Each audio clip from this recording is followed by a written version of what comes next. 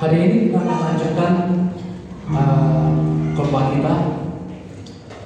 Kita telah mendengar perkataan Yesus yang pertama di kayu salib, yaitu Bapa, ampunilah mereka, mereka tidak tahu apa yang mereka perbuat. Yang kedua adalah sekarang juga engkau bersama aku di Firdaus. Perkataan yang ketiga adalah Ibu, inilah anakmu. Perkataan keempat minggu lalu sudah kita pelajari bahwa Allahku, Allahku, mengapa engkau meninggalkan aku? Hari ini kita akan belajar tentang perkataan yang kelima, yaitu perkataan aku haus. Ketika Yesus berkata aku haus, kepada siapakah perkataan ini ditujukan? Ketika perkataan pertama Yesus bilang, Bapa, ampunilah mereka, mereka tidak tahu apa yang mereka perbuat. Jelas perkataan ini Tuhan sedang menunjukkan kepada Bapa di surga. Bapa, ampunilah mereka, mereka tidak tahu apa yang mereka perbuat.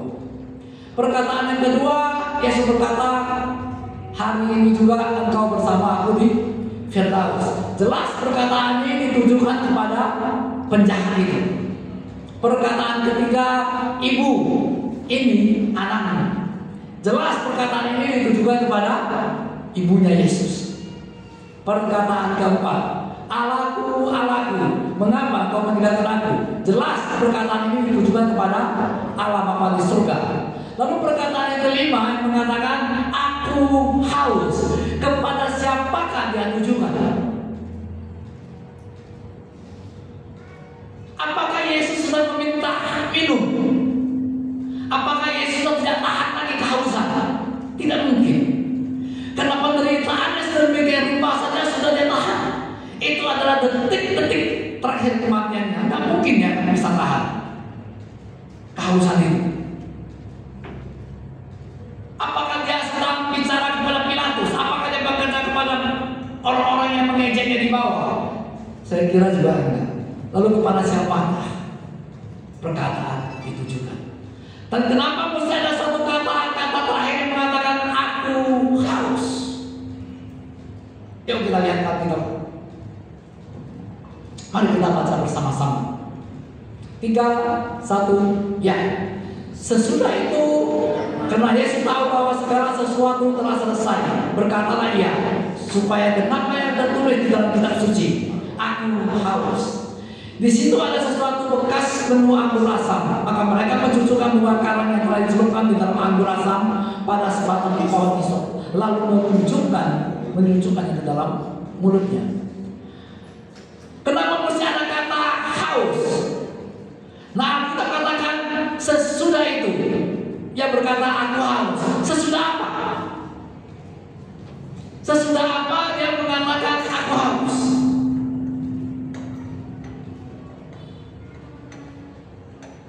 Ketika jam 12 malam, jam 12 siang kegelapan menutupi bumi. Minggu lalu sudah saya katakan. Ketika Yesus lahir, kegelapan menutup bumi. Malam tengah malam, bintang terang muncul. Ada satu terang yang muncul, kegelapan. Gembala-gembala melihat ada terang. Ketika Yesus mati, di tengah terik matahari yang terang, ada kegelapan di sini. Nah, ketika kegelapan itu mulai sirna di jam 3, Yesus berkata aku haus. Setelah kegelapan itu lewat, setelah apa lagi? Setelah penyiksaan demi penyiksaan dia alami, sampai tulang-tulangnya juga terhitung semua, artinya sudah hancur lebur. Memang tubuhnya harus diremukkan kata Alkitab. Dia menggenapi semua apa yang tertulis. Kenapa dia mesti berkata aku haus? Supaya genaplah yang tertulis di dalam kitab suci. Itu tidak sedang menunjukkan kepada siapapun. Dia tidak sedang meminta, dia tidak sedang ketakutan, dia tidak sedang kehausan. Tapi semuanya itu demi menggenapkan seluruh kitab suci yang tertulis di perjanjian lama. Dari mulai Kejadian sampai kitab Maleakhi, itu semua dia genapi. Sehingga Efesus 2 ayat 15 mengatakan, dengan matinya ini kayu salib, maka ia telah membatalkan hukum Taurat dan semua perintah-perintahnya. Lalu orang berkata, apakah dia membatalkan perintah-perintahnya? 10 hukum Taurat tidak berlaku lagi. Hukum Taurat 10 hukum Taurat tetap berlaku. Tapi kita melakukan bukan berdasarkan perintah. Kita melakukannya karena ada manifestasi Kristus dalam hidup kita. Jangan engkau membunuh. Ya, kita pasti nggak boleh membunuh. Tapi kita melakukannya bukan karena tahu. Kita melakukannya karena ada manifestasi Kristus dalam kehidupan kita. Makanya kita tarik lagi berbicara perpuluhan. Kalaupun kita memberi, itu berdasarkan gerakan dari hati kita.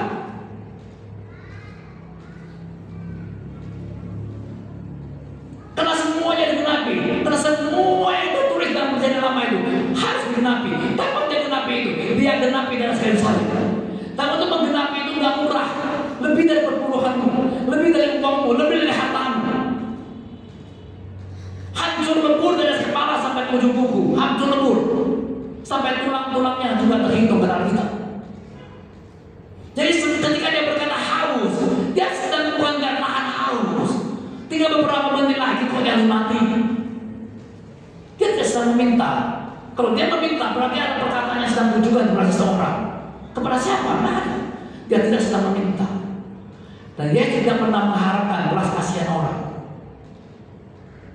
Ketika wanita mengikuti dia menoleh dan berkata, "Hai wanita-wanita, jangan tangisi aku, tangisilah dirimu dan tangisilah anak-anakmu." Dia tidak butuh belas kasihan orang. Apa yang masalah haus? Tidak sama sekali. Semuanya itu terjadi hanya karena supaya genaplah semua yang tertulis. Artinya kalau sudah genap semua tertulis, engkau tidak perlu menggenapinya lagi. Apa yang mau genapi? Engkau tidak bisa menggantikan Yesus untuk menggenapi semua perintah Tuhan di dalam perjanjian lama. Sehingga kita menjadi orang yang bebas. Kita menjadi orang yang merdeka. Tapi bukan kita merdeka sembarang merdeka. Bukan asal-asalan. Bahkan sebenarnya dalam perjanjian baru itu jauh lebih berat dari perjanjian lama. Perjanjian lama Torah berkata, janganlah engkau membunuh. Alkitab Yesus berkata, aku berkata kepadamu, barang siapa membenci saudaranya sudah membunuh. Bukankah itu lebih hebat dari hukum Taurat? Engkau berkata jangan berzina. Aku berkata kepadamu, barang siapa melihat seorang wanita dan menginginkannya, dia sudah berzina. Dengan standar itu, siapa yang bisa melakukan? Untuk itulah dia perlu mati di kayu salib. Semua tuntutan-tuntutan yang harusnya ditimpakan kepada kita, dia terima. Dia bayar lunas di atas kayu salib. Ketika perkataannya yang terakhir nanti, Bapa, kuserahkan nyawaku kepadamu. Minggu depan kita akan pelajari perkataan ke-6. Sudah selesai. Nanti kita akan pelajari apa sih yang sudah selesai. Apakah dia hanya menyelesaikan dosa kita? Jauh lebih daripada itu. Jadi kematian Yesus kata kelima ini adalah aku haus.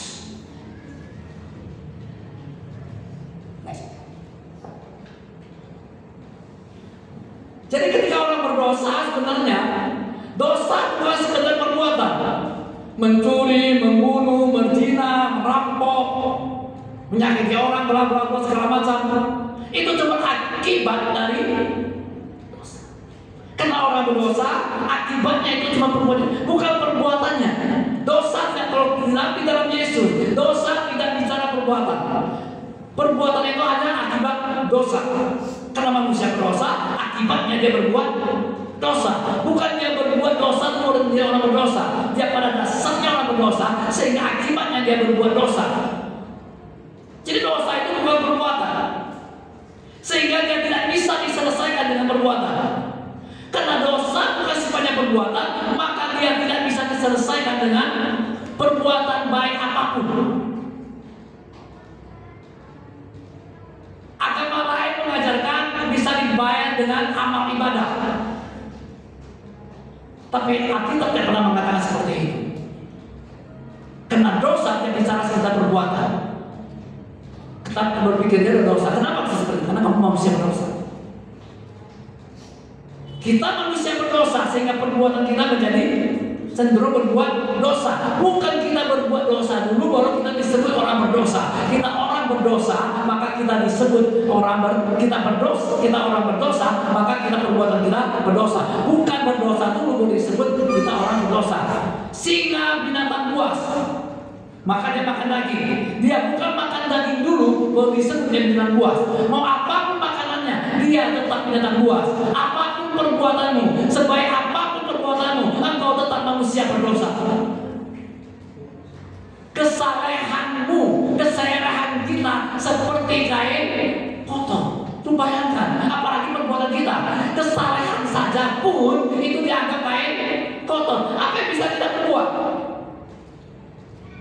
Karena dosa berbicara perbuatan, maka dia tidak bisa diselesaikan dengan perbuatan. Dia hanya bisa diselesaikan dibayar lunas.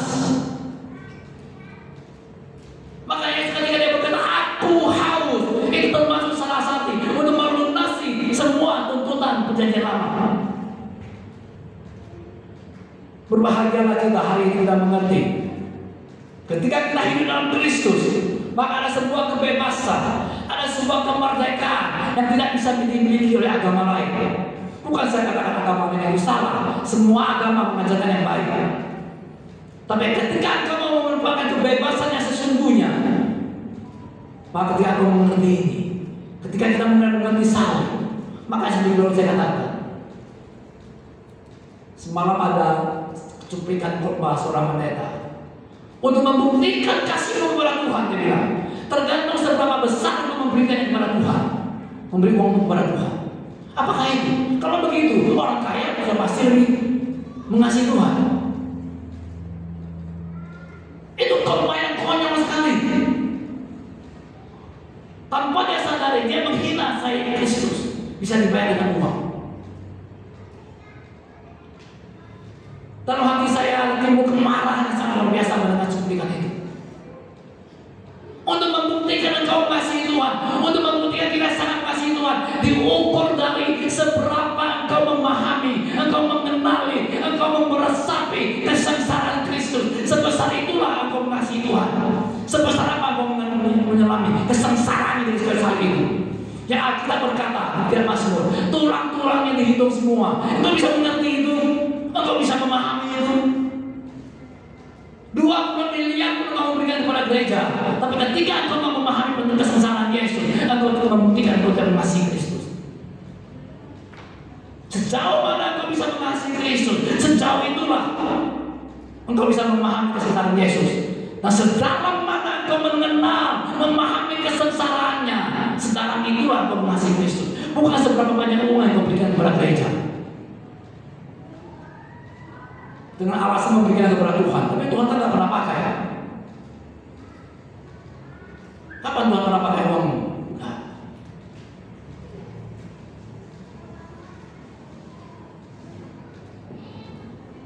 Bukan itu.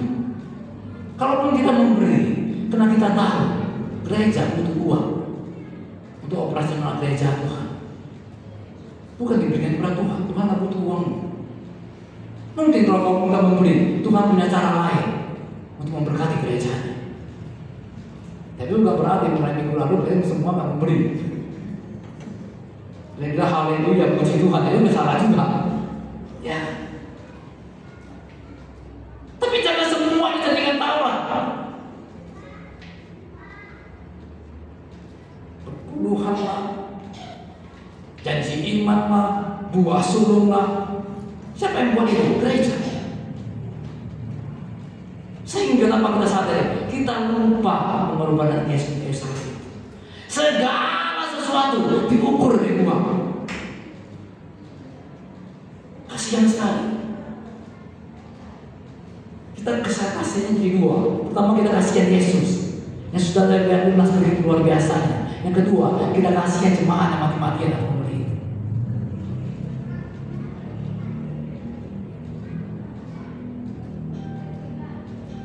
Sampai rela dia memberi perpuluhannya daripada dia melihat mamanya, orang tuanya gak makan.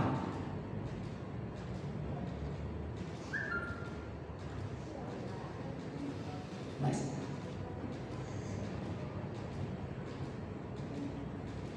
Kenapa saya katakan Yesus gak haus? Karena Yesus adalah sumber air hidup itu. Mari kita baca 3, 2, 1 ya. Tetapi barang siapa minum air yang akan kuberikan kepadanya, ia tidak akan haus untuk selama-lamanya. Sebaliknya, air yang kuberikan kepadanya akan menjadi mata air dalam dirinya yang terus-menerus memancar sampai ke Yesus tak pernah haus karena dia tahu aku gak perlu air dunia ini. Bahkan engkau, saudara dan saya, kita semua sebenarnya tidak butuh air dunia ini. Karena air yang di dunia ini kalau kita minum, kita akan haus lagi. Betapa segarnya juga kamu minum air debu pakai es, segar kan? Tapi tetap engkau akan haus lagi. Tapi Yesus berjanji kepada kita bahwa air yang kuberikan kepadamu itu tidak akan haus lagi. Engkau akan tidak pernah minta air minum lagi, dan engkau tidak perlu datang ke sumur ini lagi. Dia bilang kepada perempuan Samaria ini, dia adalah sumber air hidup. Mana mungkin dia bisa haus? Mana mungkin dia kekurangan air? Tapi semata-mata hanya dia ingin menembus semua pelanggaran kita. Dia menembus kehausan kita. Saatnya yang haus adalah kita, tapi dia ambil air itu sehingga dia haus. Tujuannya apa? Tujuannya adalah air hidupnya ada di diri kita itu bisa mengalir senantiasa. Karena dia berkata, aku haus. Semua perkataan-perkataannya yang di kayu salib itu membuktikan ada pertukaran ilahi di sini. Yang seharusnya kita mengalami kehausan, giliran dia yang ilahi. Semuanya dilakukan hanya untuk menggenapi firman Tuhan, supaya engkau tidak perlu menggenapinya. Seandainya dia tidak berkata aku haus, maka engkau lah yang harus setiap hari haus. Makanya dia berkata ketika dia masih hidup, air yang kuberikan kepadamu dia akan membuat kau haus lagi. Selama kau minum air dunia ini, engkau tetap akan haus.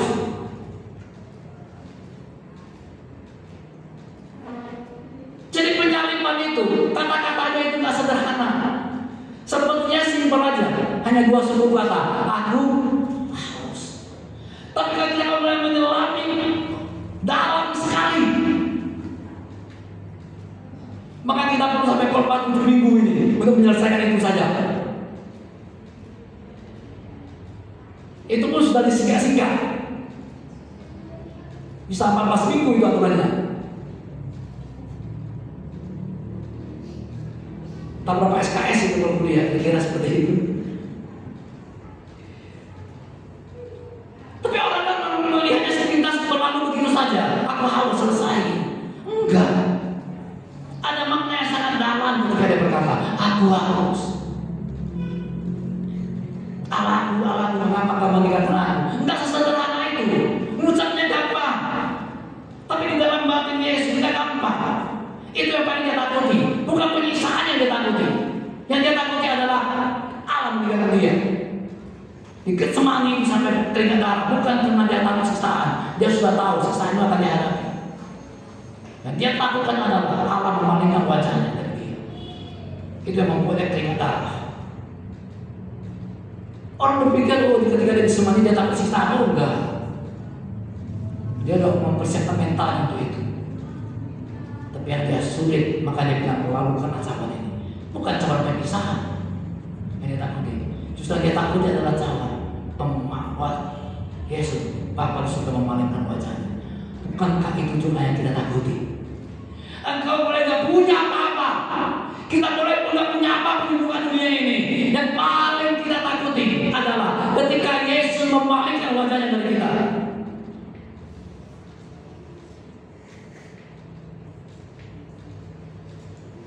Selama Yesus menyertai kita tetap tidak khawatir, betul? Yang berbahaya adalah ketika Yesus sudah tidak menyertai kita.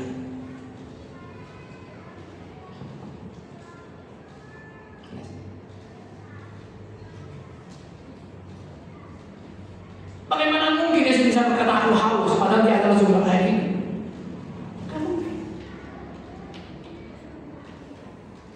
Semuanya yang dia lakukan hanya demi kita sebagai anak-anaknya. Sehingga hari ini kita boleh berkata, kita adalah anak-anak yang paling dikasihi Yesus. Coba bilang sama-sama saya dulu. 3, 2, 1 ya. Aku adalah anak-anak yang paling dikasihi Yesus. Kita bukan sekedar anak Tuhan, bukan. Kita adalah anak Dia yang paling Dia kasihi.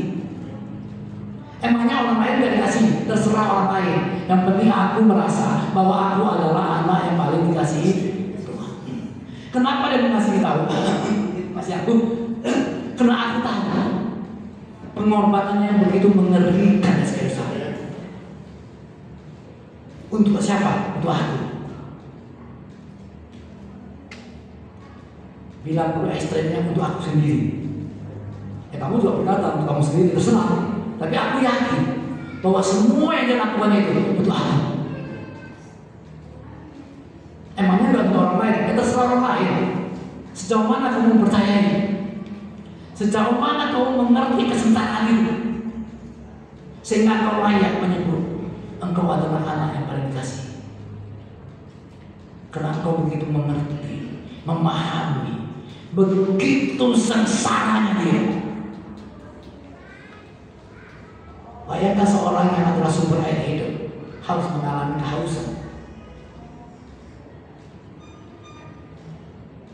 Seorang anak Allah yang maha tinggi harus berinkarnasi di muka bumi ini, disiksa, dihina sedemikian rupa.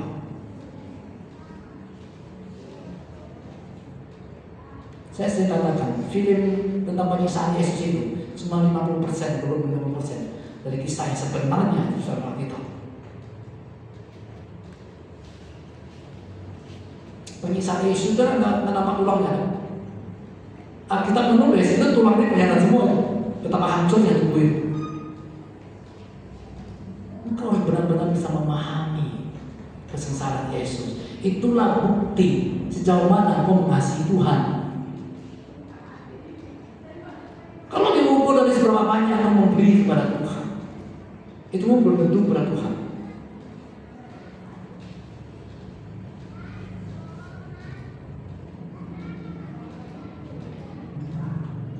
Orang kaya juga masuk surga. Tapi Alkitab mengatakan justru orang kaya susah masuk surga, betul nggak? Jadi gereja terbalik dengan firman Tuhan. Kalau ukurannya sebesar apa kamu memberi, maka kau bisa masuk surga.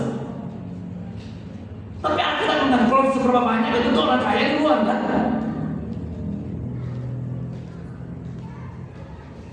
Tapi ukuran Alkitab terbalik, bukan seberapa banyak kau memberikan kepada Tuhan, seberapa sedikitnya kau tinggal pada kau akan masuk surga.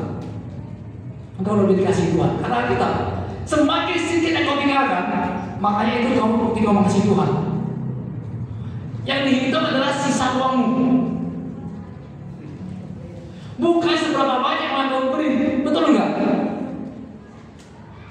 Misalnya seseorang yang punya aset 200 miliar, dia beli, dia kasih 100 miliar, besar enggak? Besar. Dia masih sisa 1 miliar. Lalu Bapak Cindy punya uang 2 juta, dia kasih 500.000, sisa berapa? Iya, kamu lebih hebat dari orang kaya ini. Dan sisanya, maka ada seorang perempuan janda yang kasih 2 peser itu. Dia Alkitab menulis, dia membeli seluruh hidupnya. Besok mau makan apa dia nggak tahu. No. Lalu Yesus bilang, perempuan ini, janda ini membeli lebih banyak daripada orang semua. Cara hidup Tuhan sama cara hidup kita beda. Gereja pada terbalik. Karena apa? Karena nilai dunia dalam gereja. Gereja nggak boleh ada nilai dunia. Nilai dunia selalu terbalik.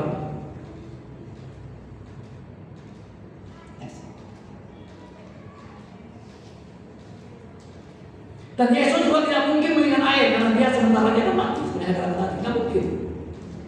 Dia haus ya, tapi dia tidak butuh air lagi. Atau sebentar lagi mau mati. Tapi itu harus dikatakan. Sebenarnya saya katakan itu harus dikatakan.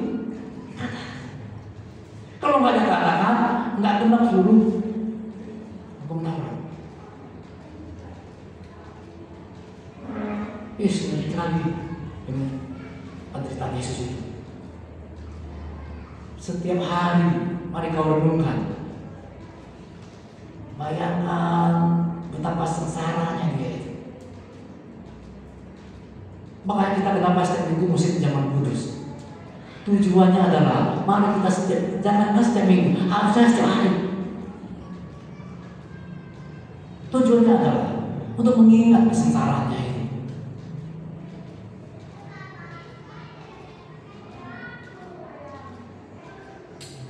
Orang kadang sudah memberi kepada gereja yang besar, dia merasa sudah aman. Bahkan bukan hanya aman, terakhir dia menjadi kepala. Aku sudah beri besar. Ya dengarkan aku loh. Kalau tidak aku keluar loh. Akhirnya didengar karena dia mau keluar. Ya kalau kita entar mau keluar aja lah.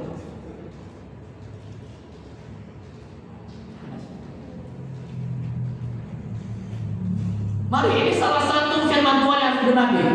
Mari kita baca bersama-sama 3, 2, 1 ya.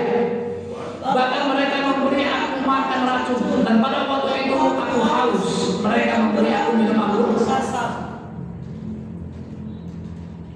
Jadi ketika dia berkata haus, kita mengatakan mereka mencucukkan air asam ke mulutnya. Niatnya baik. Ada orang yang kasihan. Karena di para zaman dulu kan ada orang bius. Katanya anggur asam ini itu bisa menghilangkan sedikit. Tapi kalau dalam terjemahan yang lain menulis Yesus mencicipi langsung minta dia minum. Karena Yesus tidak butuh kasihan orang. Walaupun dia tahu itu lagi baik,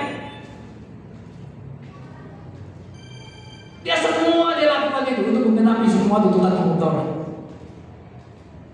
Kan 613 perintah Taurat.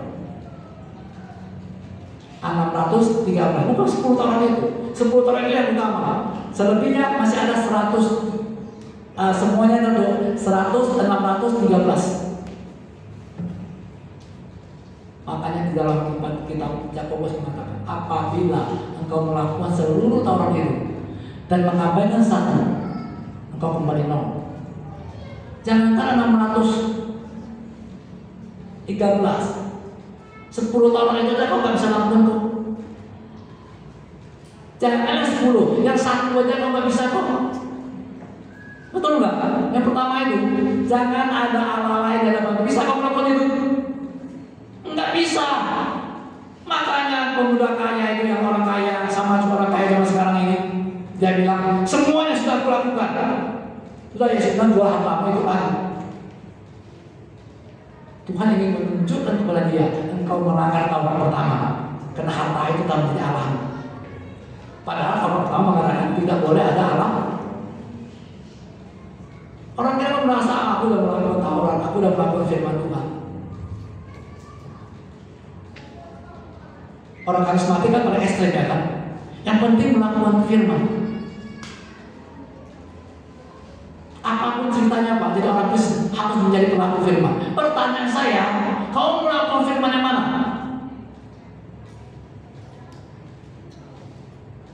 Hei, anak-anak Tuhan, itu hanya sekedar sombong rohani yang tidak mampu kamu lakukan. Kamu sama seperti pemuda yang kaya ini.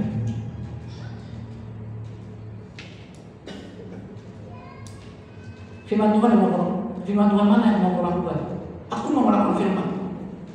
Pertanyaan saya, firman Tuhan yang mana yang mau lakukan? Aku mau melakukan kehendak Tuhan. Kehendak Tuhan yang mana yang mau lakukan? Apabila orang menampar pipi kiri, beri pipi kanan. Bisa kamu lakukan itu? Kalau matamu nakal, cungkillah itu. Bisa kamu lakukan itu? Kalau tanganmu nakal, potonglah itu. Bisa kamu lakukan itu?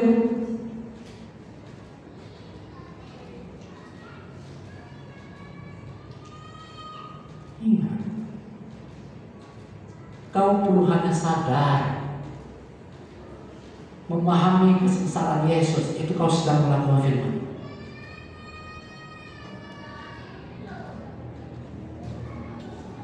Orang tanya, guru,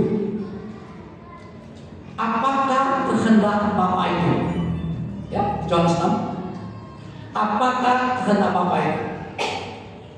Lalu Alkitab menulis begini, kehendak Bapa titik 2. Berarti kehendak Bapa itu ialah, ya kan?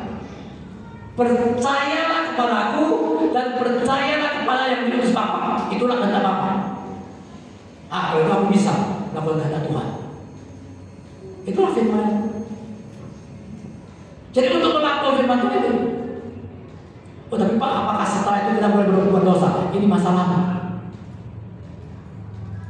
Sungguh ketika kau mulai percaya, ada kehidupan baru, engkau menjadi manusia baru. Justru yang dulu kau berbuat dosa, engkau jadi meninggalkan dosa. Kenapa? Karena ada manifestasi kebenaran dalam hidup kita.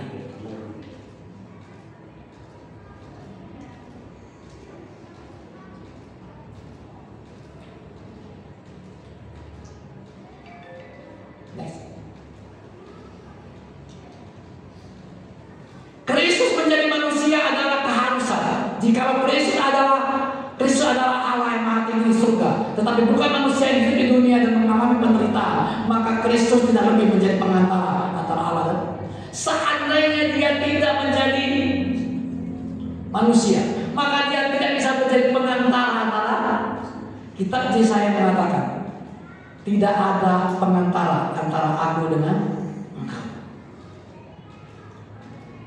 Bukan masalah dosa atau tidak dosa, masalahnya kamu nggak punya pengantara, kamu nggak punya pengacara antara manusia dengan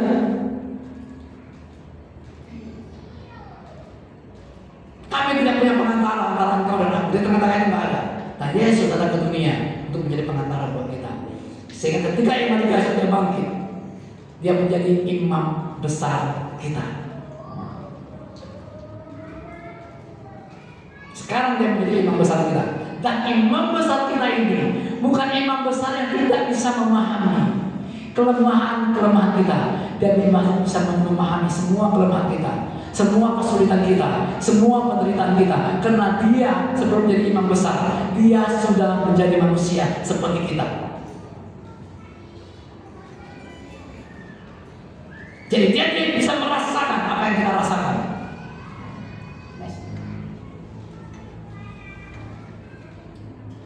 Sebab imam besar yang kita punya bukanlah imam besar yang tidak dapat turut merasakan kelemahan-kelemahan kita. Sebaliknya sama seperti kita, ia telah dicobai, hanya tidak berbuat. Dia merasakan kelemahan, dia merasa juga letih, lesu segala macam. Hanya bedanya dia tidak pernah membuat kelemahan. Dia bisa merasakan apa yang kamu rasakan, bisa dia rasakan. Tapi ada seorang jemaat kisah, ini cerita orang lain cerita sini. Tanya sama pendeta, emangnya betul Pak Pendeta, Yesus itu bisa memahami semua kesengsaraan kita? Tapi kan ada bagian Yesus yang tak pernah Yesus alami. Yesus kan gak punya istri gitu. Lalu masalahnya apa? Masalahnya Pak, Yesus kan gak mengalami menghadapi istri yang cewek. Bagaimana dia bisa merasakan istri yang cewek seperti yang merasakan? Bisa nggak dia memahami aku? Sementara dia nggak punya istri.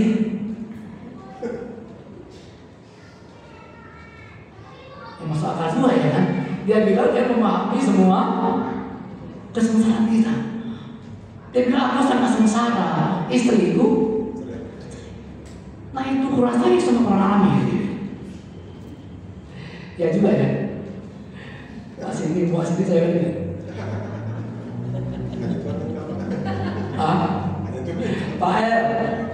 Pak El saya ini.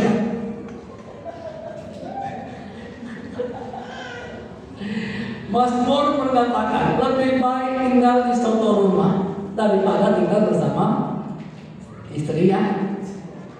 Makanya hasil jangan cerewet nanti ya. Nanti suaminya bilang lebih enak tinggal di suatu rumah. Jadi si anak si jemaat tanya sama pendeta suka bingung juga ya kan. Tapi terakhir namanya juga pendeta selalu menang ya kan. Dia bilang begini, Yesus bisa merasakan orang sakit kanker. Dia tidak perlu mengalami penyakit kanker dulu. Ya kan? Dia bisa membangkitkan orang mati, memang dia belum mati dulu. Tapi ketika dia mengatakan dia bisa menyembuhkan TBC, apakah dia mesti jadi TBC dulu? Enggak. Tapi dia bisa merasakan apa yang rasakan. Kenapa? Karena itulah kelembutan hatinya. Bukan harus dia alami, tanpa dia alami dulu pun dia bisa rasakan itulah kehebatan dia. Enggak mesti dia alami dulu. Percayalah, kesengsaraanmu menghadapi istri cewek, Tuhan memahami.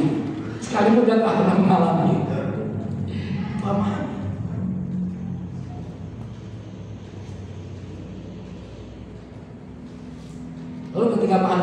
bagaimana apakah Tuhan sama suami-suami?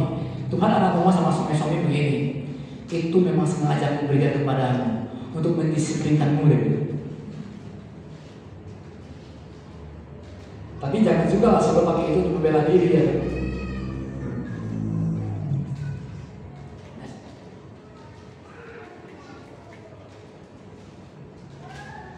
Maka aku akan berdiri di sana di depanmu dan segunung batu yang dihawar. Haruskah kau pukul gunung batu itu? Di dalamnya akan keluar air sehingga bangsa ini dapat minum. Demikianlah diperbuat Musa di depan mata tua-tua itu. Ketika bangsa Israel mengalami kehausan, yes, Tuhan bilang sama Musa, pukul batu itu, bahkan batu itu akan keluar air. Batu bicara siapa? Batu itu bicara Yesus. Akulah batu karang itu. Di atas batu karang inilah aku akan mendirikan jemaatku. Dan batu karang itu adalah Kristus. Jadi ketika bangsa Israel bersungguh-sungguh kehausan, Tuhan bilang pukul batu itu, batu itu akan keluar air.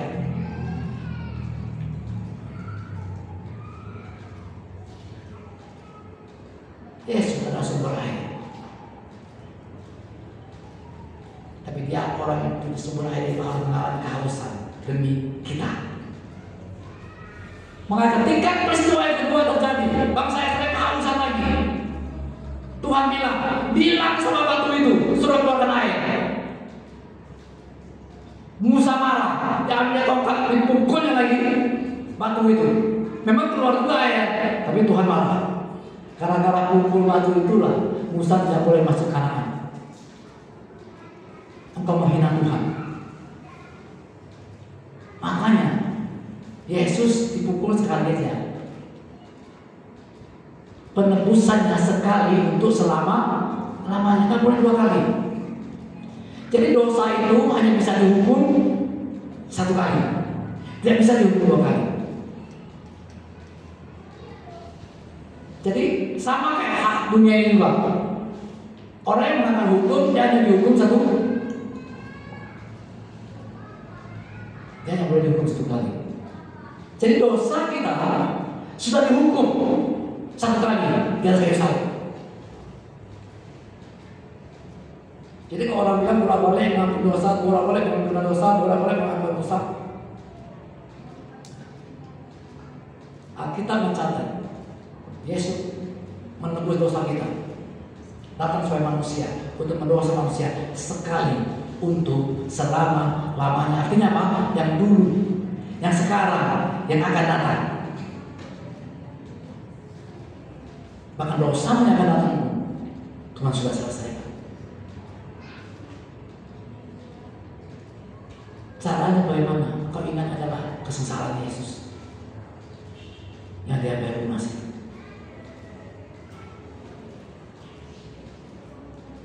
Yesus sumber air harus mengalami kehausan.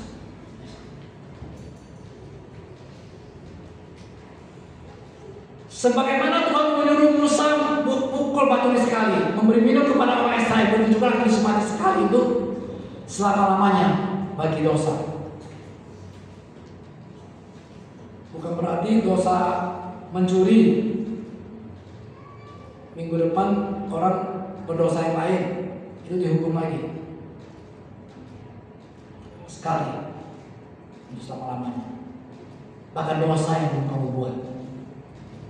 Kalau gitu enak kali dong kita boleh berbuat dosa.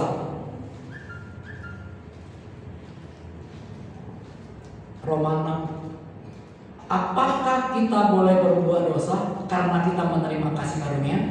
Ayat 7 jawab sekali-kali tidak.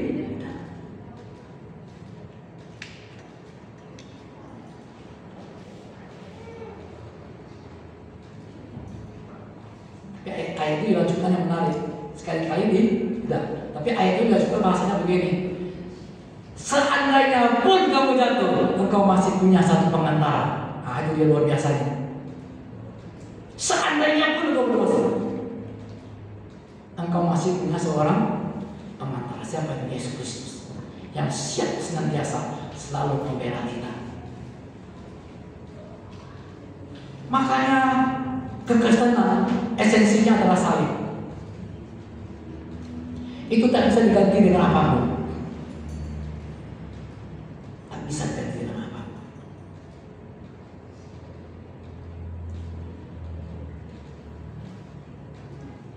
Beri banyak dapat banyak, beri sedikit dapat sedikit, tidak beri tidak dapat. Itu ngeri kali itu.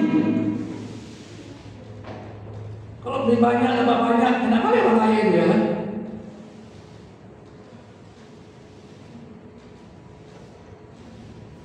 Banyak doa, banyak berkat. Gak ada doa, gak ada berkat. Sering gak dengar itu? Pertanyaannya banyak doa, sebanyak apa? Kamu doa 15 menit, si orang tadi 30. Dia 30, aku lebih, aku 1 jam. 10 tahun yang lalu, 15 tahun yang lalu, itu selalu dipamerkan. Seberapa lama kau bisa berdoa? Bukan saya katakan doa itu gak bagus. Tapi kalau itu menjadi sebuah ukuran, itu menjadi masalah. Engkau lupa salib. Salib Alkitab yang pernah mengatakan, semakin banyak kau memberi, kau semakin kaya. Alkitab hanya mengatakan, dia yang kaya rela menjadi miskin supaya kamu kaya. Gak ada cerita perpuluhan di situ. Engkau bisa kaya pun kena salib.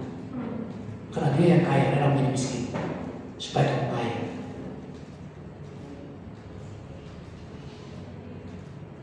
Mau mengikuti yang mana?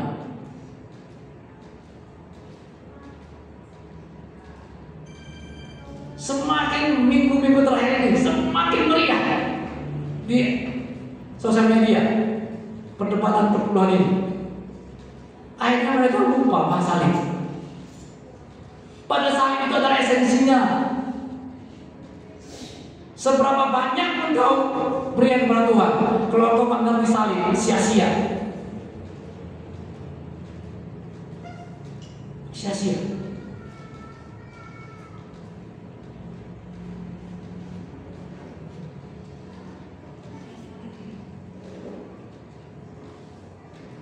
Lalu ada orang tanya sama saya begini, Pak, kalau gereja bukan ajar perpuluhan, pendeta mau makan apa? Ini masalahnya dulu.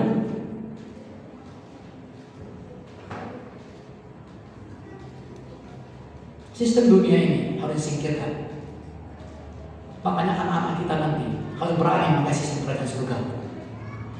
Karena kalau pakai sistem dunia ini, kamu pasti kalah sama orang dunia ini. Percayalah sama saya.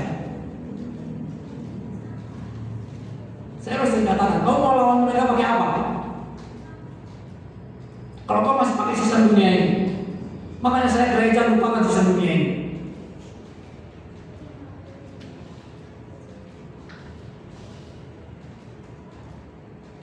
Bicara kekayaan, kau gak bisa lawan orang. Orang punya tipu itu dan triliunan. Kita dagangnya triliunan, 10 juta nggak ada. Mau lawan mereka? Daging, pejabat, mereka punya semua. Kau punya apa? Makanya anak-anak Tuhan, lupakan engkau sistem dunia ini. Engkau perlu memakai sistem kerajaan Allah. Dan dia selalu kebalikannya dengan sistem dunia ini. Apa yang tidak mungkin bagi dunia itu mungkin bagi Allah. Karena kita mengatakan, dialah yang melantik raja dan dia juga lah yang menurunkan raja. Mau-maunya dia. Caranya bagaimana? Kamu gak usah mikir caranya bagaimana. Dia punya cara. Maka kita terus doakan anak-anak sekolah kita, anak yang kuliah, selesai kuliah, mulai kamu masuk dalam kerajaan Allah, pakai sistem dunia ini. Sehingga apa yang kau rindukan, engkau adalah garam dan terang dunia. Kamu harus percaya kamu adalah garam dan terang dunia. Kamu mengubah dunia apa? Dunia politik, masuklah dunia politik, ubahlah dunia politik. Kamu masuk dunia kesehatan, masuk dunia kesehatan, ubahlah dunia kesehatan. Kau mau mengubah dunia hukum, mau masuklah dunia hukum untuk mengubah hukum. Ketika kita berkata kau terang dunia, bukan terang dunia dimasukkan matahari itu. Kalau itu nggak perlu kau, matahari sudah cukup. Tapi yang dimasukkan adalah terang di dunia ini, dunia politik, dunia hukum, dunia kesehatan, dunia pendidikan. Itu semua lagi mengalami kerosotan. Saat Anda tiba, engkau bangkit, engkau ubahkan itu, engkau naikkan kembali yang sedang merosot itu. Akibat apa? Akibat anak-anak kita yang dipersiapkan Tuhan, satu generasi yang berbeda, satu generasi yang memakai kerajaan Allah, kerajaan Tuhan. Tuhan. Jangan berkatakan, aku bisa doain uang lagi.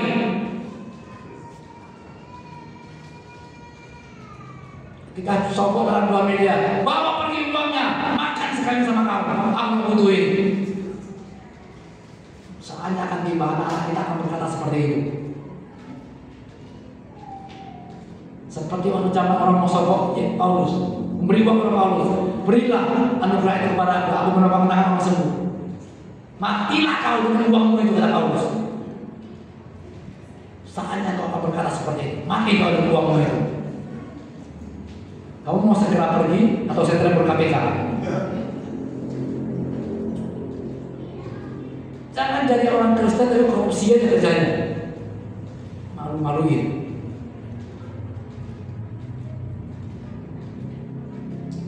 Tapi kalau nggak sokong sedikit susah. Nah, itu masalah kita. Ingatlah, kamu harus ingat semuanya sudah Yesus selesai dan saya salib. Apa yang tidak mungkin itu menjadi mungkin selama yang kau ikuti adalah kelahi sistem kerajaan Allah. Next. Kristus adalah haus supaya kita tidak haus. Saliblah yang membuat sumber air itu terus memancar dalam diri orang percaya. Jadi semuanya itu karena salib. Salib itulah yang membuat air yang mengalir terus dalam kehidupan kita, bukan perbuatan kita.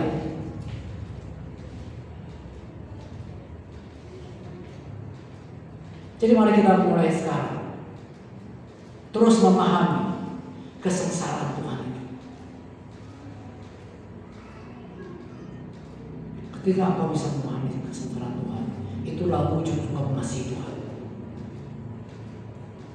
Bukan seberapa banyak yang kau berikan.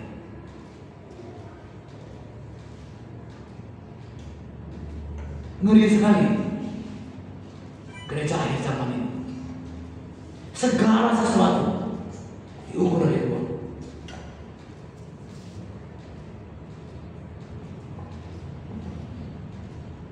Jadi orang banyak, Pak, kalau begitu nggak perlu beri sesuatu kepada gereja. Bukan saya katakan tidak perlu memberi.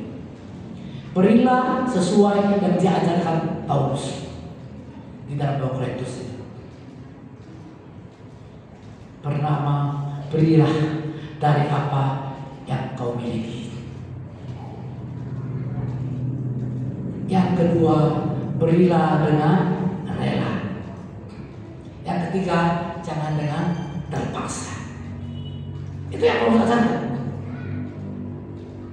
Dari Matius sampai ke Wahyu, dari Yesus sampai ke Paulus, sampai ke Petrus, para penulis perjanjian lama, perjanjian baru, Yesus sendiri tidak pernah sekali memerintahkan orang baik bersebelahan. Kamu sedang mengikuti siapa?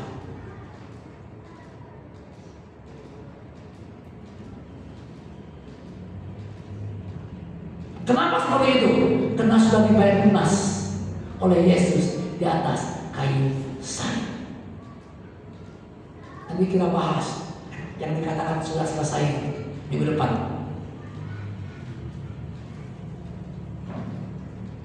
Minggu depan adalah perkataan Tuhan yang ke-6. Pada hari ke-6 Tuhan menyelesaikan ciptaannya semua. Betul gak? Pada hari ke-6 lah Tuhan menciptakan semuanya selesai. Pada perkataan yang ke-6 di kayu salib lah Yesus berkata, sudah selesai.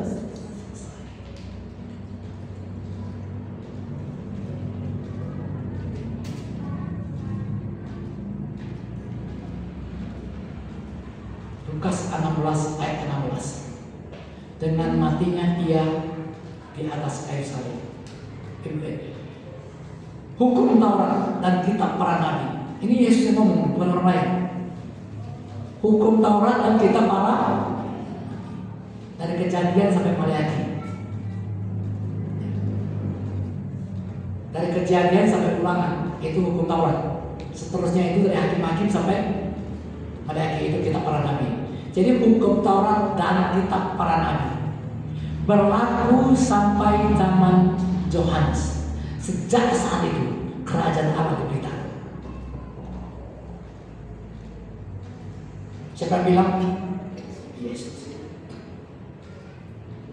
Kamu mau percaya Yesus apa percaya Musa? Orang Yahudi sampai hari ini masih percaya Musa. Yesus bilang kan, itu berlaku sampai zaman Yohanes. Zaman Yohanes kapan sih? Ketika Yohanes berseru di padang gurun, bertawalah, kerajaan Allah sudah dekat, selesai. Jadi minggu depan kita akan belajar tentang yang Yesus katakan di Yerusalem, sudah selesai. Cuma 2 suku kata doang. Cuma 2 suku kata. Tapi pertanyaannya, apa yang harus diselesaikannya? Oh Pak, dia selesaikan dosa kita. Enggak sekedar, enggak segampang itu, enggak sekecil itu. Banyak yang diselesaikan. Nah, untuk itu minggu depan kita pelajari apa saja yang sudah diselesaikan di atas Yerusalem. Termasuk yang diselesaikan adalah yang tidak mungkin kau jadi gubernur menjadi mungkin. Itu salah satu yang diselesaikannya. Yang anakmu tidak mungkin jadi bupati, tapi setelah dia mati ke Yerusalem jadi mungkin. Itu diselesaikan. Semua yang tidak mungkin diselesaikan. Nanti minggu depan kita pelajari. Sudah selesai. Tinggal 2 minggu lagi kita selesaikan ini. Setelah itu baru yang terakhir, Bapa, serahkan yang aku kepada. Perkataan pertama dimulai dari kata Bapa. Ampunilah mereka. Perkataannya yang terakhir diakhiri dengan kata Bapa. Perkataannya yang pertama itu berapa? Perkataan terakhir yaitu juga kepada Bapa. Enggak ada yang kebetulan. Begitu rapinya pengorbanan Yesus dan Yerusalem itu. Pada hari ke-6 dunia dijadikan, selesai jadikan. Pada perkataan yang ke-6 dia berkata, sudah selesai. Itu karena kebetulan. Makanya Alkitab tidak boleh ada sedikit pun salah. Dia sempurna. Hanya Kristen progresif yang mengatakan Alkitab masih ada kemungkinan salah.